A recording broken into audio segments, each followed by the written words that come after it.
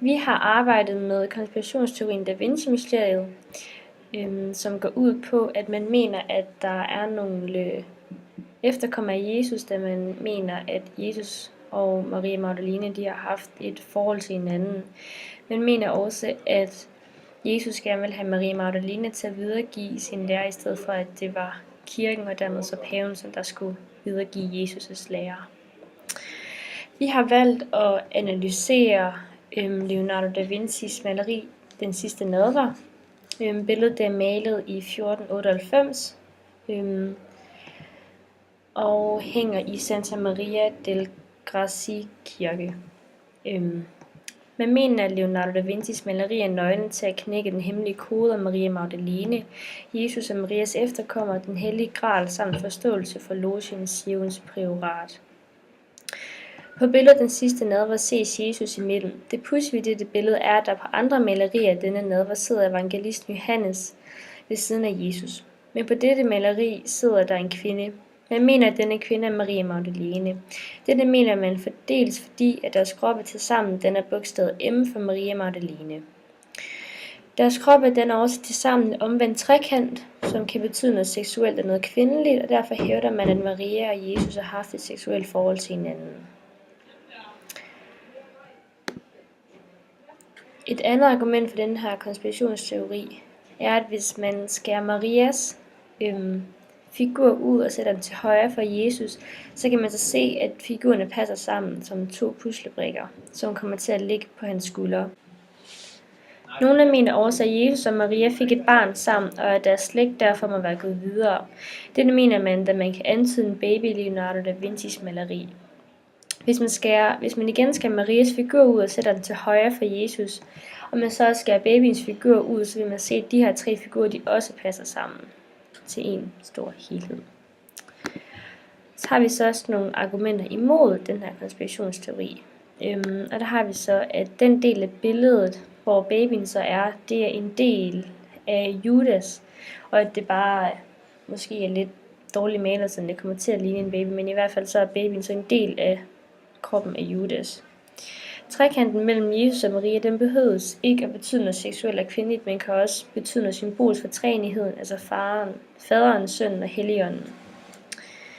Et andet argument er, at det ikke er Maria Magdalene, som er på billedet, er, at hvis det er hende, så mangler der en disciple. Det vil sige, at der er faktisk kun 11 disciple på det her billede, og så Maria Magdalene.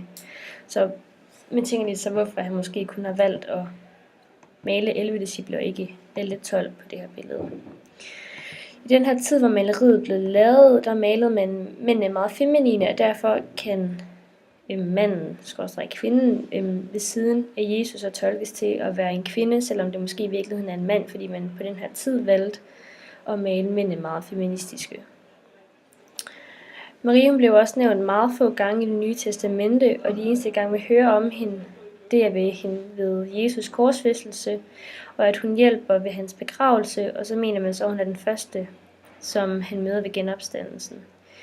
Og derfor må man så gå ud fra, at der måske er nogle skrifter, som der er blevet udeladt, men det vil vi komme ind på senere i fremlæggelsen.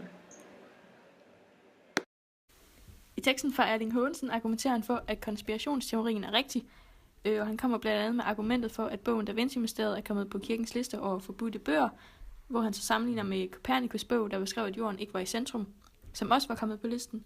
Men i virkeligheden så blev bogen sat på listen, da den gik i modstrid med kirken, selvom det var sandheden. Og af teknikker så bruger Erling Haagensen også blandt andet propagandateknikken, da han bruger en form for demonisering af fjenden, i det at han kritiserer Dan Andersen, som er en forfatter og historiker, der kommer med modargumenter til, at konspirationsteorien ikke er sand, ved at sige, at hans hypotese er fejlagtig. Han kritiserer også andre artikler, blandt andet Wikipedia, hvor han mener, at de er bygget på løgne, da dem, der har skrevet det, ikke engang er historikere. Og så mener han, at der ikke er nogen beviser for, at præsten Sonnier havde tjent sin formue på at sælge sjælemesser, og at der ikke er en manglende dokumentation for modstanderens side til at modbevise teorien. Men han mener, at der findes beviser til, at teorien kunne være sand.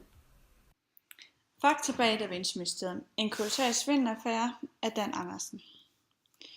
1885 til 1911 var Béranger præst i en lille sydfransk by. Han levede et liv i luksus, og dette kunne lade sig gøre, fordi at han solgte en masse sjæle med sig. For at underbygge dette udsagn, så henviser Dan Andersen til en analyse, som er blevet gjort af en fransk forfatter. Og denne analyse menes at kunne dokumentere, at salget af sjælemesser var stort nok til at finansiere Sauniers udgifter. I 1946 køber Noël Corby en af Bérangers villaer, som han vil omdanne til en restaurant. For at skabe noget omtale omkring den her restaurant, promoverer han ligesom historien om, at tempelridderne eller de franske kongers skat. Senere så opbygges en ny historie om Sauniers skat.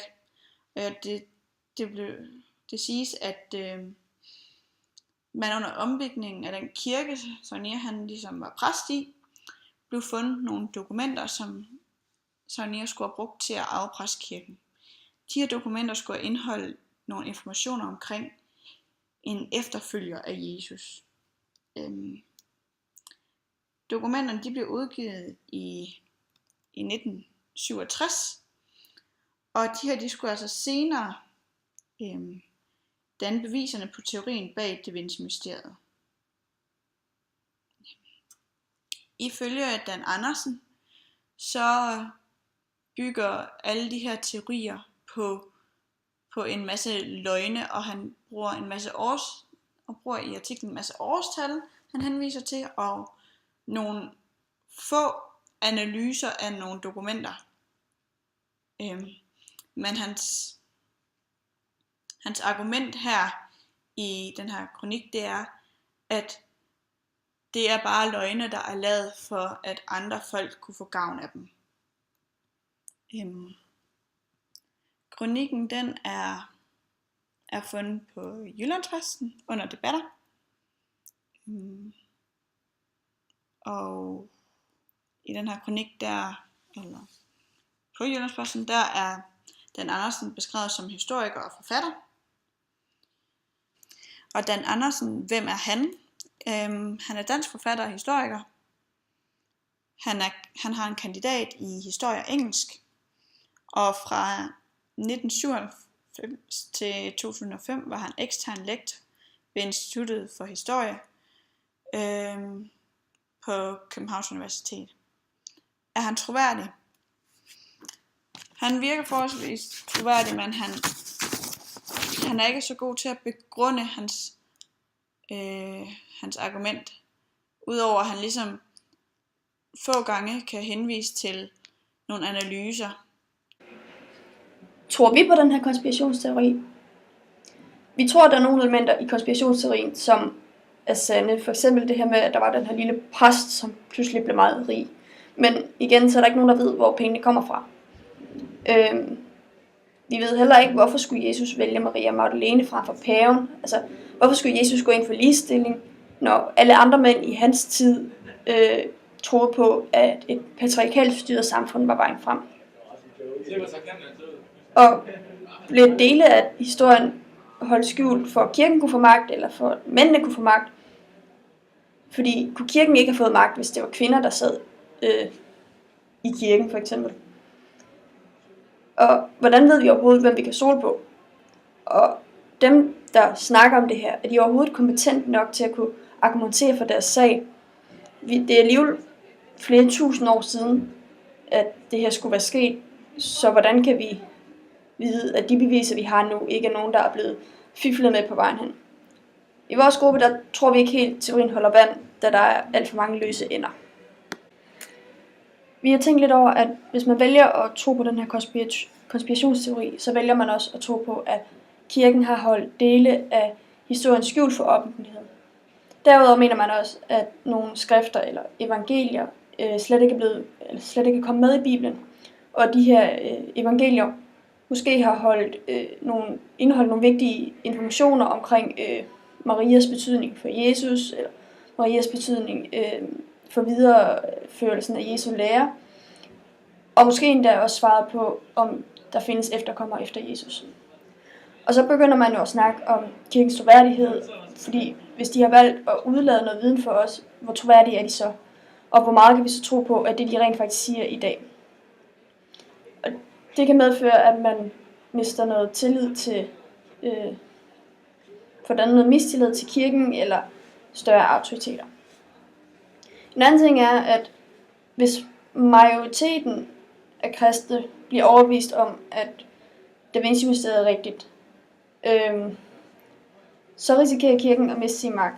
Men spørgsmålet er lidt, hvor stor betydning det vil have i et land som for eksempel Danmark. Der er det ikke sikkert, at det vil have så stor en betydning. Vi vil måske bare ende med at tænke, skide katolikker, det har altid været sådan agtigt. Og igen, størstedelen af danskerne er sofakristne, så det vil måske ikke have så meget indflydelse på den lutherske kirke. Men hvis man nu er et sted med den katolske kristendom og patriarkalt styret samfund, så kan det være, det får store konsekvenser, hvis kvinderne lige pludselig får nys om, at Jesus faktisk gik ind for ligestilling, og at det var Maria Magdalene, der skulle videreføre Jesu lære og sådan noget. Og det vil komme til at betyde markante ændringer i magtforholdene mellem kvinder og mænd imellem.